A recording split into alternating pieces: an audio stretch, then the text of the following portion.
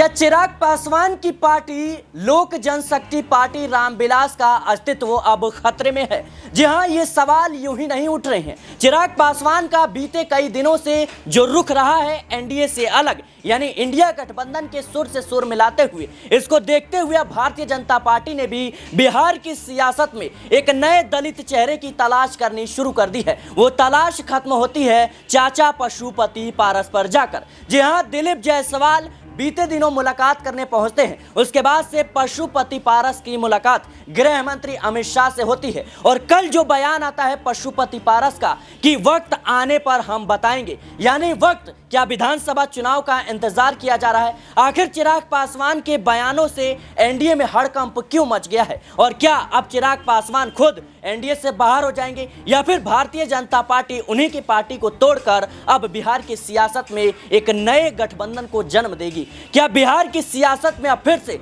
चिराग पासवान का वही हाल होने वाला है जो बीते सालों पशुपति पारस ने उनकी पार्टी का किया था? क्या चिराग पासवान की पार्टी का अस्तित्व अब खत्म हो जाएगा? बिहार की राजनीति को समझना इतना आसान नहीं है, लेकिन जिस तरीके से बीजेपी के प्रदेश अध्यक्ष दिलीप जायसवाल मुलाकात करते हैं और तुरंत उसके बाद जब चिराग पासवान कई मुद्दों पर भारतीय जनता पार्टी की सरकार की खिलाफत करते हैं, भले ही उनका रुख नरमी रहता है, लेकिन कहीं ना कहीं चिराग पासवान का इस तरीके से आक्रोशित होना, इस तरीके से आवाज उठाना भारतीय जनता पार्टी की जनताएं जरूर बढ़ा रहा था। और इसी को देखते हुए भारतीय जनता पार्टी ने आने वाले समय में दिक्कतों का सामना ना करना पड़े, इसलिए कहीं ना कहीं दलित चेहरे की तलाश शुरू कर दी थी। ये तलाश पशुपति पारस पर जाकर खत्म हुई है। ये वही पशुपति पारस है जिनको लोकसभा चुनाव के दौरान भारतीय जनता पार्टी ने दरकिनार कर दिया था और चिराग पासवान को तवज्जो दी थी। चिराग पासवान को 5 सीटें दी जाती हैं, लेकिन चिराग पासवान 5 सीटों पर जीत भी दर्ज कर लेते हैं,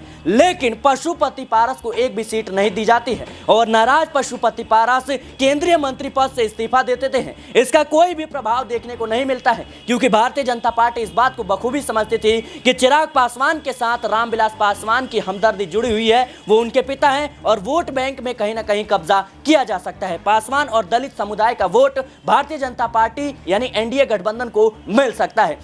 लेकिन अब जिस तरीके से चिराग पासवान का रुख है भारतीय जनता पार्टी की चिंताएं बढ़ाने वाला है और इसी को देखते हुए भारतीय जनता पार्टी ने अब एक नया दांव बिहार की सियासत में खेल दिया है। पशुपति पारस से मुलाकात करना और गृह मंत्री अमित शाह से मुलाकात करना और कहीं ना कहीं पशुपति पारस का यह बयान कि समय आने पर बताएंगे अपने आप में अब कई सवाल खड़े कर रहा है। क्या बिहार की सियासत में अब चिराग पासवान का अंत होने वाला है? क्या चिराग पासवान ने भारतीय जनता पार्टी के खिलाफ आवाज उठाकर गलती कर दी?